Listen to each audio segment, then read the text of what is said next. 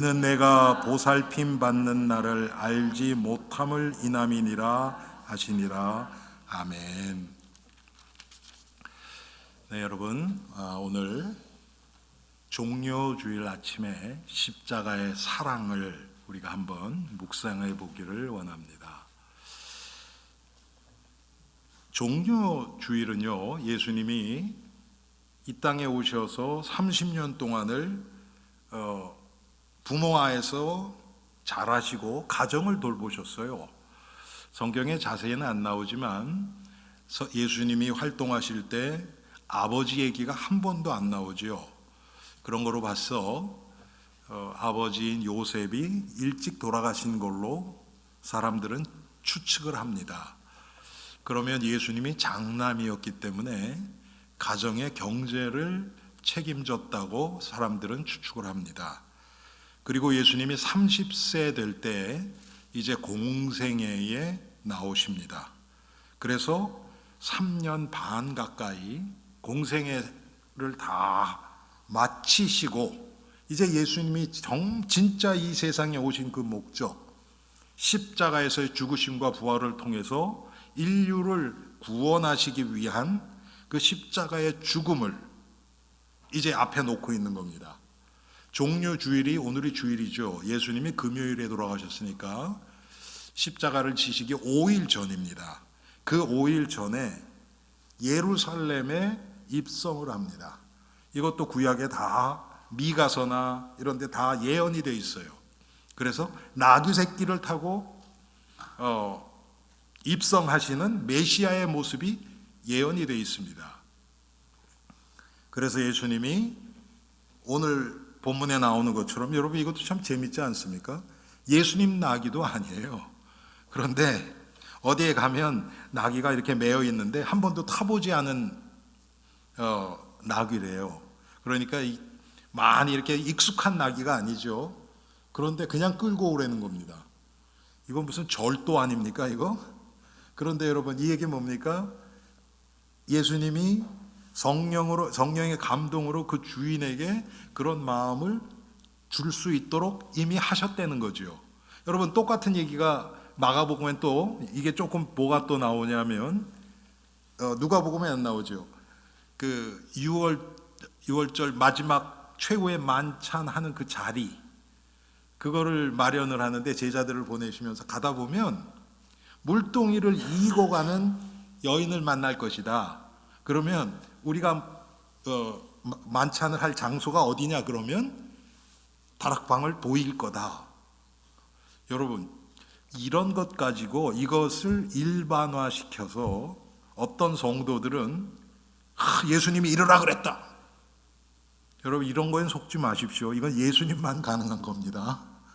과거에 그런 사람들이 있었죠.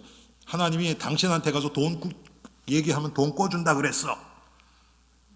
여러분 그런 얘기 절대 속지 마십시오. 우리 엘림의 성도들은 그런 사람들 앞에 정신 차리라고 혼내서 돌려보내십시오. 그건 예수님만 하실 수 있는 겁니다. 예수님이 성령으로, 예수님의 영인 성령이 그들의 마음을 감동해서 십자가에서 하나님의 구원을 완성하도록 지금 이루어 나가시는 겁니다. 그래서 나귀를 타시고 예루살렘으로 입성하세요. 그런데 사람들은 어떻게 생각했을까요? 드디어 지난 3년 반 동안 이 이스라엘, 유대 땅, 갈릴리를 중심으로 어마어마한 이 활동을 하고 기적을 일으키고 센세이션을 일으킨 이 예수라는 사람이 드디어 이제 이스라엘을 회복할 때가 됐구나. 그렇게 생각 안 했겠습니까? 여러분 같으면 당연히 그렇죠. 그래서 사람들이 이 종료 가지를 흔들면서 호산나 찬송하리로다. 우리 방금 호산나 찬양도 불렀죠. 그러면서 자기의 겉옷을 이 길가에다가 펴니다. 왕을 맞이하는 거예요. 지금 말로 얘기하면 뭡니까? 레드 카펫 그러죠, 여러분. 왜 연예인들 들어오면 레드 카펫도, 대통령 오면 레드 카펫 하잖아요. 그것처럼 예수님을 그렇게 맞이하는 겁니다. 맞지요? 예수님이 만왕의 왕이십니다. 그건 맞아요. 그런데 왕 노릇하려고 오신 게 아니거든요. 예수님이 초림하실 때는 우리를 구원하시기 위해서, 죽어주시기 위해서 종의 모양으로 오셨어요. 그래서 사람들은 아주 너무 익사이팅해서 이젠 이스라엘이 회복된다, 드디어 이제 우리가 로마 이제 더 이상 섬기지 않고 독립국가가 된다, 이런 기대감 가운데서 그렇게 했단 말이에요. 그런데 오늘 성경에 보면 여러분, 예수님 거기 들어가시기 직전에 어떻게 했나 하는 모습을 보세요. 가까이 오사, 41절에 보니까 가까이 오사 성을 보시고 우시며. 여러분, 지금 예수님이 똑같이 예수님이 나귀를 타시고 예루살렘으로 입성을 하시는데 예수님의 생각과 이 무리들의 생각은 완전히 반대예요. 예수님은 하나님이 보내신 대로 우리의 구원을 위해서 자신을 십자가에 내어주시는 그 마음을 가지고 입성을 하시는 겁니다. 예루살렘을 바라보면서 예수님이 지금 왜 우셨습니까? 이제 자신이 십자가에 달리니까 그게 괴롭고 슬프고 억울하고 분해서 그래서 눈물 흘린 겁니까? 아니죠. 지금 예수님은 예루살렘 성을 바라보면서 예루살렘이 멸망당할 것을 보시고 지금 눈물을 흘리신 거예요. 돌 위에 돌 하나도 남기지 않을 정도로 로마의 황제가 이 장군들을 보내요. 그런데 마지막엔 티투스 장군이라고 그 사람이 와서 예루살렘을 완전히 정말 문자 그대로 돌 위에 돌 하나도 남지 않을 정도로 완전히 진멸을 해버려요. 그때 물론 예루살렘 성전도 회파됩니다. 그렇게 해서 예수님이 그런 목적을 가지고 예루살렘에 들어가신 것입니다. 우리는 호산나 찬송을 부를 때 보면 뭔가 좀 기쁘고 이제는 뭐가 회복될 것 같고 그런 마음으로 했지만 예수님 쪽에서 보면 그렇지가 않은 거예요. 오늘이 종려주일이고 예수님 쪽에서 보면 오늘부터 시작해서 지금 고난주간이죠, 우리가. 그렇죠? 이번 한 주가 고난주간입니다.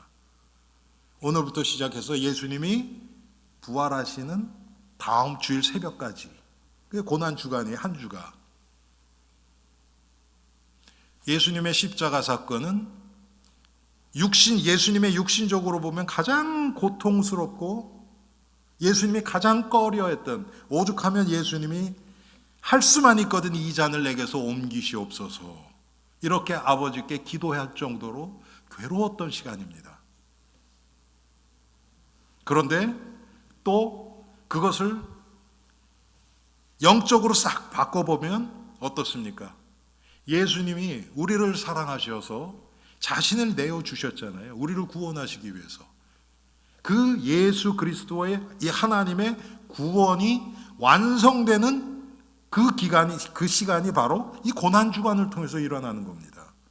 그래서 예수님이 십자가에서 운명하시면서 다 이루었다, It is finished, 구원이 성취됐음을 선포하셨어요.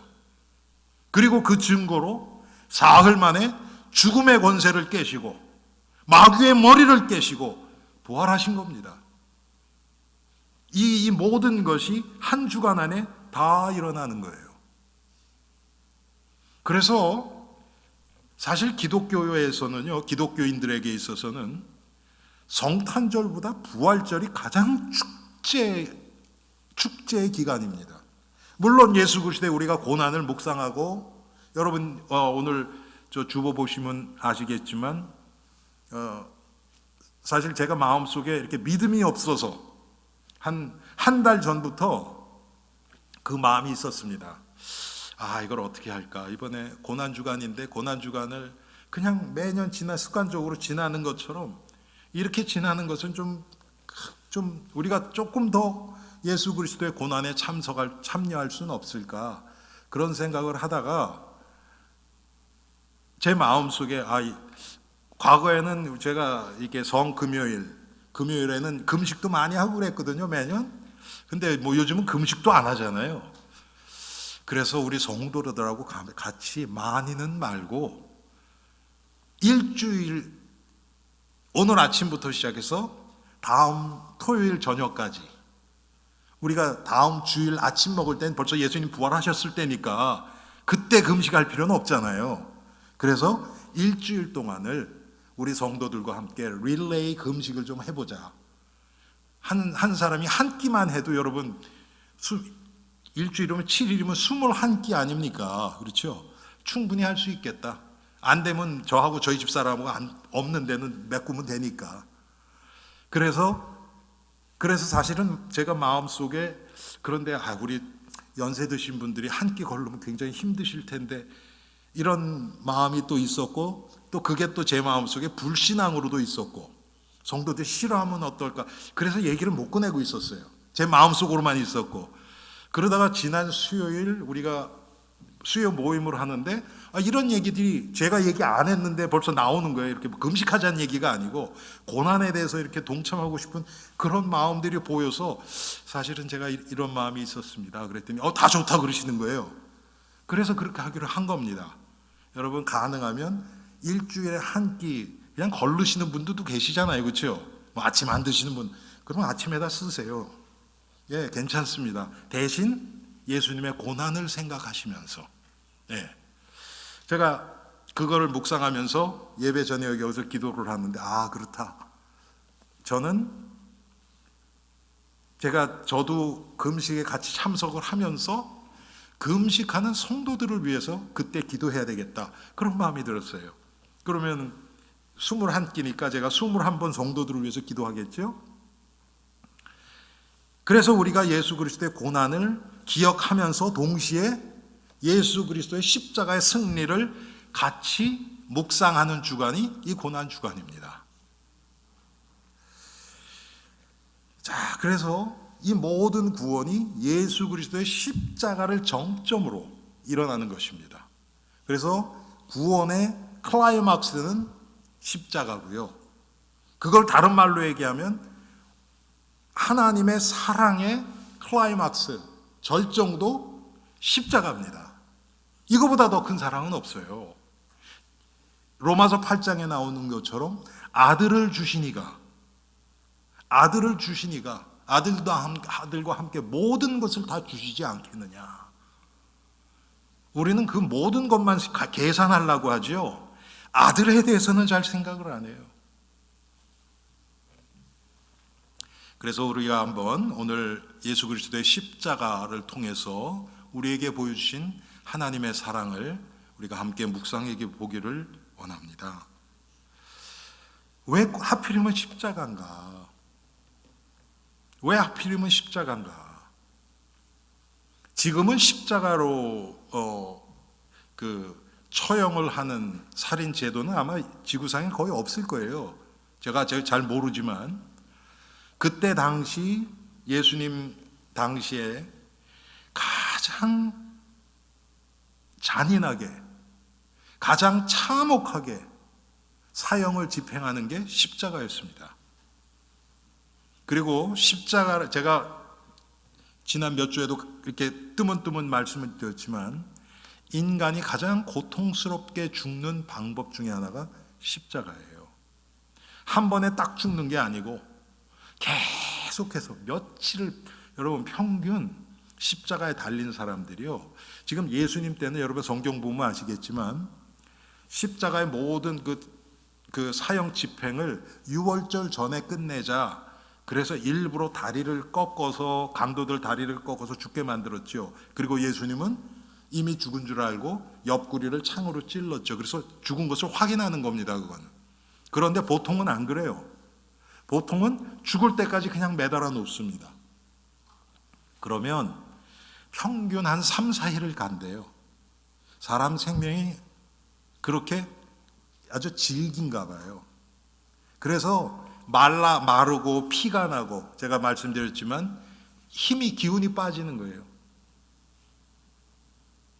그러면 힘이 없으니까 상체가 앞으로 쏠리겠죠.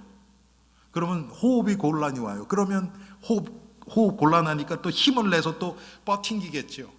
그러다 기운 떨어지면 또 앞으로 숙여지고, 이걸 반복하다가 결국은 횡격막에 물이 차서 호흡을 할 수가 없어서 죽게 되는 겁니다.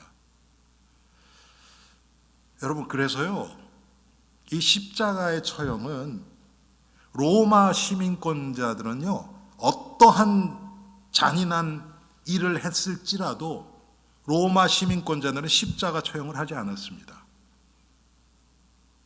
그 정도로 십자가 처형이 아주 가장 잔혹한 것이었어요.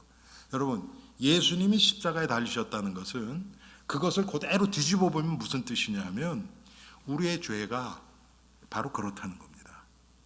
그렇게 안 하면 안 되는, 가장 우리의 죄의 뿌리가 너무 깊고, 하나님 앞에서 우리가 하나님을 믿지 않는 죄가 얼마나 큰지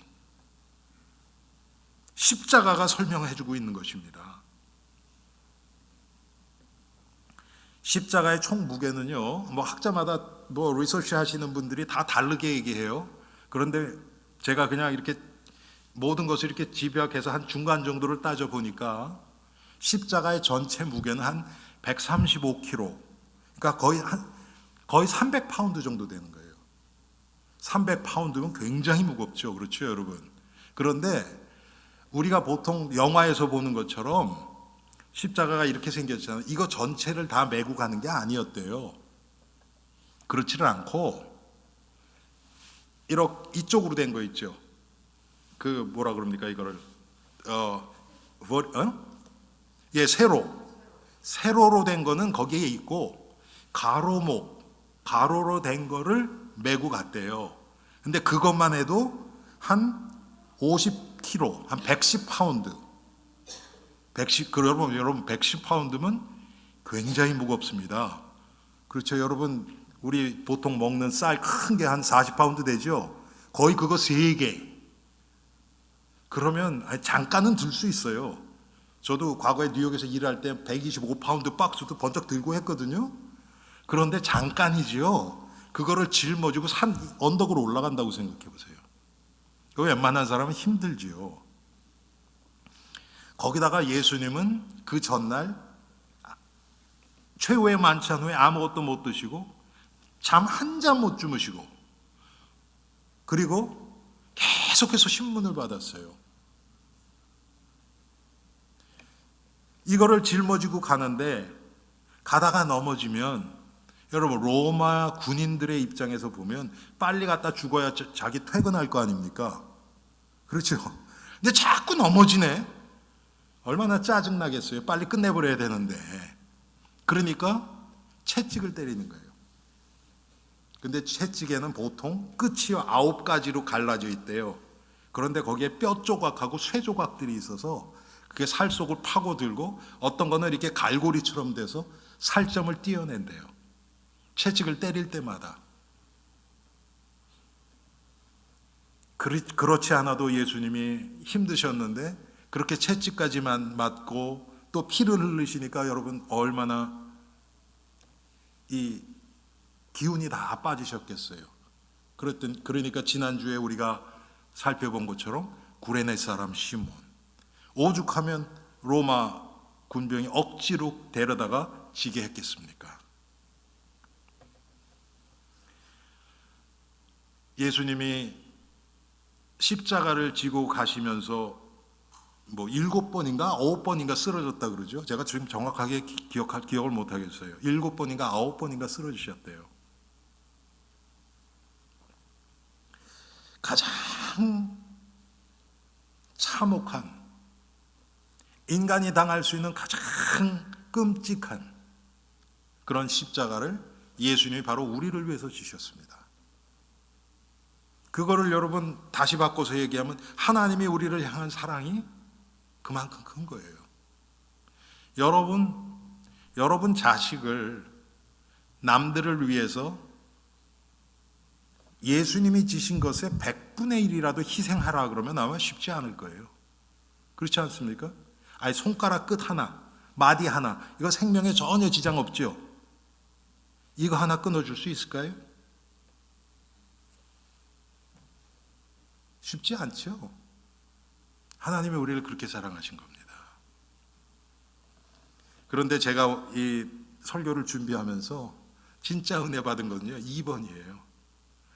이 하나님의 사랑이 예수 그리스도를 십자가에 희생시키셔서 우리를 구원하신 사랑이 이 구약부터 시작해서 전체적으로 다 흐르고 있는 거예요. 여러분, 구약에 예수 그리스도가 어떻게 나타났습니까? 예수 그리스도라는 이름은 안 나타납니다. 십자가도 없어요.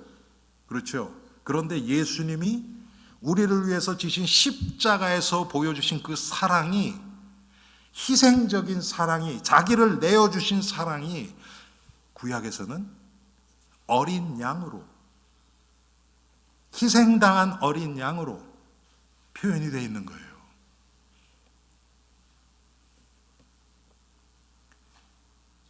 여러분, 이게 창세기부터 나옵니다. 아담과 하와가 범죄를 했죠. 범죄하고 하나님이 말씀으로는 여자의 후손이 뱀의 머리를 상하게 할 것이다. 말씀으로는 복음을, 돌아갈 길을, 빛을 비춰 주셨어요. 그리고 그것을 하나님이 먼저 보여주셨습니다. 그게 창세기 3장 21절에 나오는 짐승을 죽여서 가죽을 취해서 아담과 하와의 부끄러움을 가려주셨어요. 여러분, 그게 뭐를 얘기합니까? 결국은 우리를 위해서 십자가에서 피 흘리시고 죽으신 예수 그리스도를 상징하는 거거든요. 인간이 범죄하자마자 첫 번째 범죄에 하나님이 보여주신 십자가의 상징이 짐승을 죽여서 가죽 옷으로 나타났단 말이에요. 두 번째로 창세기 22장에 보면 하나님이 아브라함을 부르셔서 이제 이삭을 통해서 네 후대가 전파되리라, 약속의 자녀가 전파되리라. 아브라함이 이걸 몰라서 그 전에 이스마엘도 낳고 이 엘리에셀이 내 후사가 될 겁니다. 자기 종. 그런데 하나님이 아니다. 사라를 통해서 내가 네 씨를 온 천하에 가득하게 하리라. 하늘의 별처럼 바다의 모래처럼 그렇게 하리라. 약속하셨죠. 그래서 이삭이 나옵니다. 100세에. 그런데 창세기 22장에 이제 이삭이 한 청소년 정도 나이 됐을 때 하나님이 갑자기 이삭을 데리고 내가 내게 알려준 그 산으로 가라. 그게 모리아산이죠. 거기 가서 이삭을 번제로 바치라. 그래서 이삭을 데리고 가지 않습니까? 그래서 종들은 놔두고 이삭과 둘이서 모리아산에 올라가서 이삭을 정말 죽이려고 했죠, 아브라함이. 그런데 하나님이 말리시죠. 아브라함아. 그리고 말리고 이삭 대신에 이 숫풀에 걸려있는 숫양이 나옵니다. 이삭 대신에 숫양이 희생돼서 제사로 하나님께 드려졌죠. 여러분, 이게 무엇을 상징합니까? 바로 우리를 위해서 우리의 죄를 대신해서 십자가에서 피 흘리시고 죽으신 예수 그리스도를 나타내고 있는 것입니다. 그런가 하면 출애굽기에 들어가면 여러분 우리가 잘 아는 유월절의 어린 양이 있죠. 유월절의 어린 양. 하나님이 이스라엘 백성들을 구원해내기 위해서 10가지 재앙을 애굽에 내리십니다. 그런데 9가지 재앙은 이스라엘 백성들이 살고 있는 그 땅에는 안 와요. 오지를 않습니다. 거기는 멀쩡해요. 그런데 10번째 재앙은 달라요. 거기도 옵니다. 이스라엘 백성들 자기 집에 있었거든요. 그런데 거기도 유월절에 어린 양의 피를 바른 집만 죽음의 신이 뛰어넘습니다. 한마디로 얘기하면요, 이 죄에 대한 결과가 나타나는 겁니다. 여러분, 우리가 지은 모든 죄의 결과를 우리가 그대로 다 당해야 된다. 그러면 우리는 100% 아마 지옥을 가도 100번, 1000번 이상 갈 거예요. 우리의 죄가 그렇게 중합니다. 그런데 그 죄를, 하나님의 죄의 결과를 예수님께 담당하게 하신 거예요. 그게 십자가 사건입니다. 똑같지요. 어린 양의 보혈이 칠해 있는 문설주와 문지방에 칠해 있는 그 집은 죽음의 신이 뛰어넘은 것입니다. 지금 우리도 똑같아요. 예수 그리스도의 보혈로 덮여 있는 그 영들은, 그 사람은 하나님이 의롭다고 칭해 주십니다. 그런데 그리스도가 없는 자들, 그리스도 보혈과 상관없는 자들은 아무리 도덕적이고 착하고 성실하고 부지런해도 하나님 보실 때는 십자가에서 죽을 수밖에 없는 죄인입니다. 여러분, 우리 기준으로 이 사람이 좀 뛰어나다, 도덕적이다, 윤리적이다, 착하다, 정직하다, 여러분, 그 하나님 앞에서 아무 의미 없습니다. 그건 우리 기준이에요.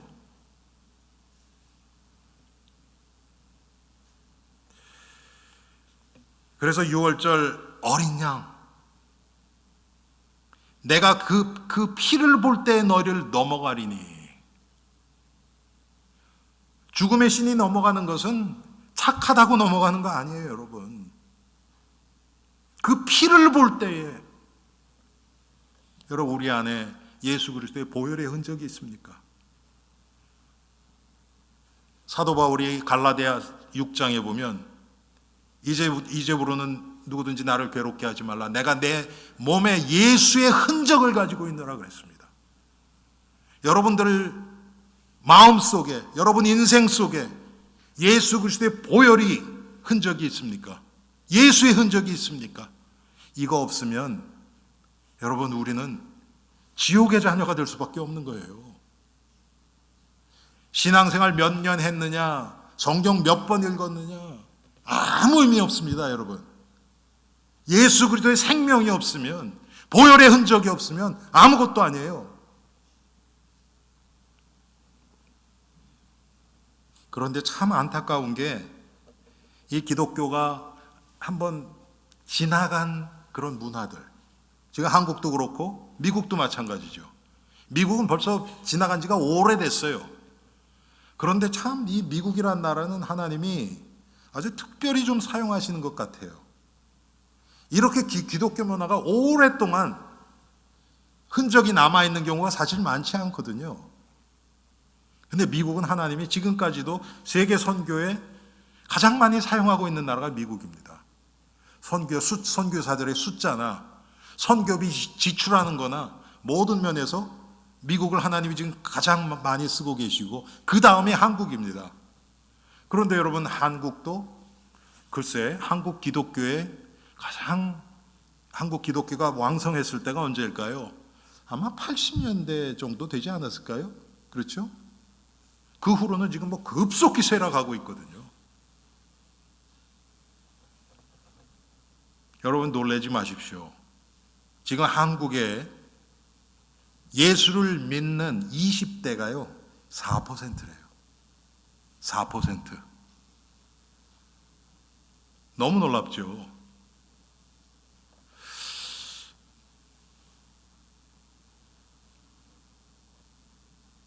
이 피가 있는가? 아이들이 말 잘 듣고 그러면 칭찬하고, 우리도 많이 그랬죠. 말씀 잘 듣는 것 같으면 아이들 믿음 좋다고 생각을 하고. 그런데 내가 그 피를 볼 때에 이 아이의 심령 속에 예수 그리스도의 보혈의 흔적이 있는가, 이거를 봤어야 되는데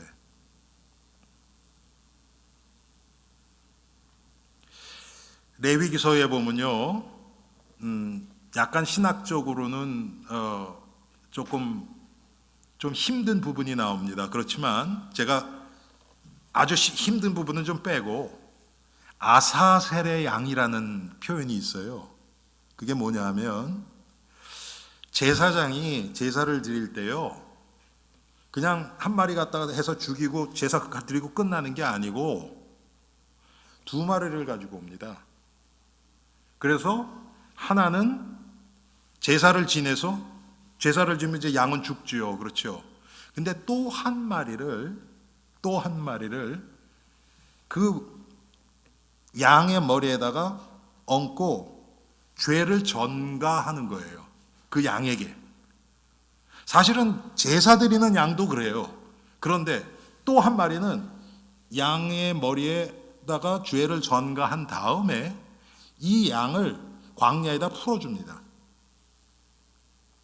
그거를 아사셀이라고 얘기를 했어요.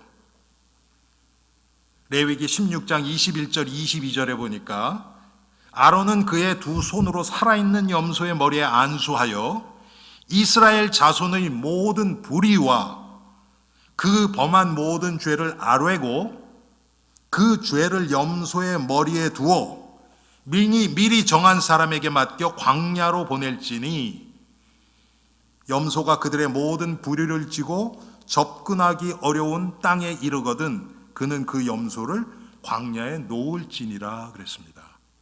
이걸 아사셀이라 그랬거든요. 바로 예수님이 이 아사셀의 양, 우리의 죄를 전가받고 우리의 죄를 예수 그리스도께 전가한 거예요. 예수 그리스도께 담당하게 한 겁니다.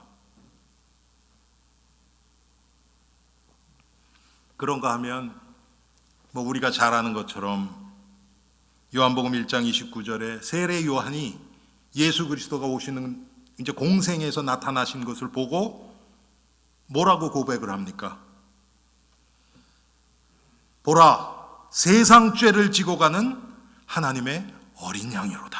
이렇게 표현을 합니다. 세상 죄를 지고 가는 하나님의 어린 양. 한마디로 얘기하면 구약에 나타난 인간의 죄를 짊어지고 수많은 양들이 희생당했죠. 그 모든 양들과 짐승들의 원형 되시는, 이 구약에 나타난 양들은 다 그림자예요. 이제 장차 나타날 원형을 나타내기 위한 그림자였습니다. 그런데 이제 원형 되시는 예수 그리스도가 이 땅에 오신 것이죠. 세례 요한이 그것을 보고, 뭐 세례 요한이 머리로 알아서 그런 게 아니라 성령이 그렇게 고백하게 하셨겠죠. 보라, 세상 죄를 지고 가는 하나님의 어린 양이로다. 여러분, 그래서 십자가야말로 하나님의 사랑의, 하나님의 최고의 사랑의 표현입니다. 여러분, 요즘 보면은 막 그 남녀가 막 사랑 고백하는 것도 아주 다양하더라고요. 그렇죠? 옛날에는 뭐 여러분 아마 여기 저보다 연배 이상 되시는 분들은 결혼하실 때 프로포즈를 하는 걸 해보셨어요? 예?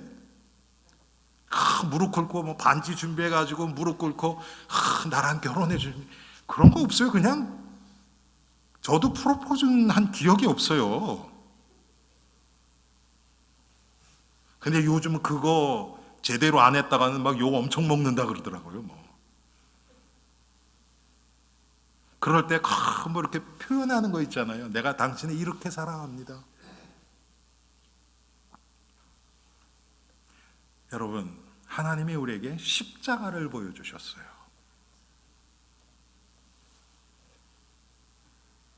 그거보다 더 큰 사랑의 표현이 있을까요?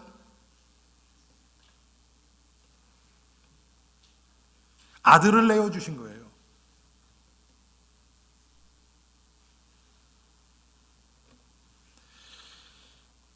왜 그렇습니까? 십자가를 통하지 않고는 우리를 구원할 수가 없어요. 하나님과 단절된, 죄 때문에 단절된 인간이 그 죄 문제가 해결되기 위해서는 한마디로 우리를 구원하시기 위해서는 예수님이 십자가에서 죽으셔야만 됐어요. 여러분, 십자가가 만약에, 이건 가정입니다, 십자가보다 더 끔찍하고 더 고통스럽고 더 잔혹한 사형 제도가 있었다고 하면 아마 예수님은 그렇게 죽으셨을 거예요. 제가 말씀드릴 그 포인트는 뭐냐 하면요, 여러분, 예수님이 우리를 위해서 가장 고통스럽게 잔혹하게 죽으셨다는 게 중요한 거예요. 십자가 자체가 중요한 거 아닙니다, 여러분. 여러분, 우리 교회 보세요. 우리 교회는 일부러 그렇게 안 하는 건데, 왜 그러냐면 우리 미국 교회가 그 과거에 성경 장로 교회라는 교단이었어요. 거기서는 십자가 형상 자체를 인정을 안 해요, 그 교단에서는. 그래서 여러분, 우리 뒤에 십자가 없잖아요. 우리 저 위에 탑 같은 거 있는데 거기 십자가 없잖아요, 그렇죠? 그 교단에서 인정을 안 해요. 저는 형상 자체가 중요한 거 아니에요. 그래서 여러분, 목걸이 했다고 이게 무슨 나를 마귀의 세력으로 지켜줄 그런 거 아닙니다, 여러분. 그건 하나의 형상이에요. 물론 하지 말라는 거 아니에요. 여러분들이 많이 하시는데 그거 할 때마다 십자가의 의미를 기억하시면서 하세요. 그거 아무것도 안 하고 그냥 이거 예쁘네 하고 하면 그건 아무것도 아니에요. 오히려 이게 나를 지켜줄 거야 한 잘못된 믿음이 우리를 우상을 섬기는 것 같은 그런 신앙으로 변질되게 할 수 있어요. 그거는 조심하셔야 돼요. 형상이 중요한 거 아닙니다. 십자가의 의미가 중요한 거예요. 예수 그리스도가 나를 위해서, 나의 죄를 대속하기 위해서 가장 힘든 길을 가셨다는 거예요. 이 의미가 중요하죠.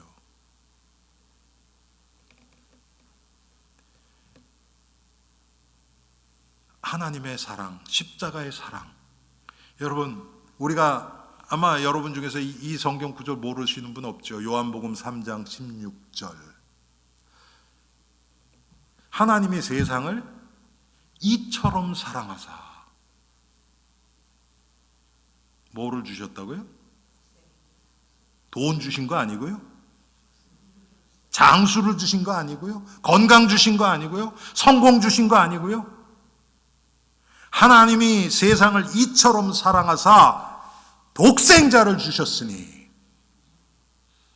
그 독생자를 보내신 그 목적이 십자가에서 죽게 하기 위해서 보내신 거예요. 예수 그리스도를 보내신 것입니다. 아들을 보내신 것입니다. 그래서 십자가가 하나님의 사랑의 최고의 표현이라고 우리가 고백하는 것입니다.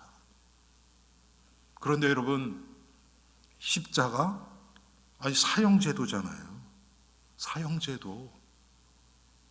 지금은 그 미국 같은 데는 워낙 기독교인들이 많으니까 십자가 이렇게 하고 다니죠. 여러분, 예수님 그 당시에 십자가 가장 끔찍한 살인 사형 제도였는데, 그때 여러분 십자가 목걸이 하고 다니는 사람이 있었을까요, 없었을까요? 예? 없죠, 당연히. 아니, 그걸 누가 끔찍하게 그렇게 하고 있습니까? 지금으로 얘기하면 전기 의자 같은 거, 요즘은 LED 나오잖아요, 여러분. 전기 의자 해가지고 거기에 번쩍번쩍하게 해가지고 목걸이 달고 다니는 사람이 있겠어요? 그런 정신병자죠, 그러면. 지금 그런 거란 말이에요. 그러니 이 십자가의 도가 멸망받을 자에게는 미련한 것이요, 미련하게 보일 수밖에 없죠. 그런데 하나님의 부르심을 받은 자들에게는 하나님의 능력이요, 하나님의 지혜인 거예요. 십자가를 통해서 하나님의 구원이 이루어졌고, 십자가를 통해서 우리가 하나님의 사랑을 깨닫고, 하나님이 우리를 얼마나 사랑하시어서 자신의 독생자 외아들을, 예수 그리스도를 십자가에 내어주신 그 사랑을 십자가를 통해서 우리가 깨닫게 되는 겁니다. 그래서 사도 바울은 여러분, 고린도전서 1장에 보면 2장 2절에 보면 예수 그리스도와 그의 십자가에 못 박힌 것 외에는 아무것도 알지 않기로 작정하였습니다 그랬습니다. 사도 바울이 그 학식 많은 그 바울이 이렇게 얘기한 겁니다. 아니 무식한 사람이 이런 얘기를 했다 그러면 저거 자기 무식한 거 감추려고 저런 얘기하지, 그럴 수 있어요. 근데 바울은 그런 자가 아니에요. 이 시대에 누구보다도 학식으로는 뒤지지 않는 사람이었어요. 그런데 내가 다 알아보니까 내가 지금까지 배웠던 모든 지식, 이 예수 그리스도의 십자가의 진리 앞에서 보니까 이건 다 배설물이다. 이건 아무것도 아니다. 그 고백을 하는 거 아닙니까? 갈라디아서 6장 14절에 보면 이렇게 얘기합니다. 그러나 내게는 우리 주 예수 그리스도의 십자가 외에 결코 자랑할 것이 없으니. 예수 그리스도의 십자가와 비교를 해보니까 이 세상 자랑들, 이건 너무너무 형편없는 거예요. 여러분, 그럼 그거 자랑하겠습니까? 사랑하는 성도님들, 십자가가 우리에게 어떤 자랑거리입니까? 다른 자랑은 입이 닳도록 해요. 자식 자랑, 손주 자랑, 내 재능 자랑, 내 배경 자랑, 내가 지금까지 특별히 우리 이민교회에서 보면 이민 생활하면서 고생한 거 자랑, 5만 가지 다 나오죠. 그런데 예수 그리스도 십자가를 얼마나 자랑하고 있습니까? 그만큼 우리가 하나님의 사랑, 십자가를 통해서 우리에게 보여주신 하나님의 사랑을 잘 모르는 거 아닙니까? 제대로 안다면 그것만 자랑할 수밖에 없죠. 그런데 우리 뭐 자랑하고 있습니까? 우리가 이번 고난주간, 이 종료주일 통해서 예수 그리스도의 십자가의 의미, 십자가를 통해서 보여주신 하나님의 사랑을 깊이 깨닫고 묵상하고 회개하며 주님의 고난에 동참하는 복된 엘림의 성도들 되시기를 주님의 이름으로 축원합니다. 우리 이 시간 예수 그리스도의 십자가를 묵상하면서 정말 십자가가 나에겐 어떤 의미인가? 나에게 예수 그리스도의 흔적이 있는가? 예수 그리스도 보혈의 흔적이 있는가? 우리 자신을 돌아보면서 이 시간 한 3분 정도 함께 한 목소리로 기도하는 시간 같습니다.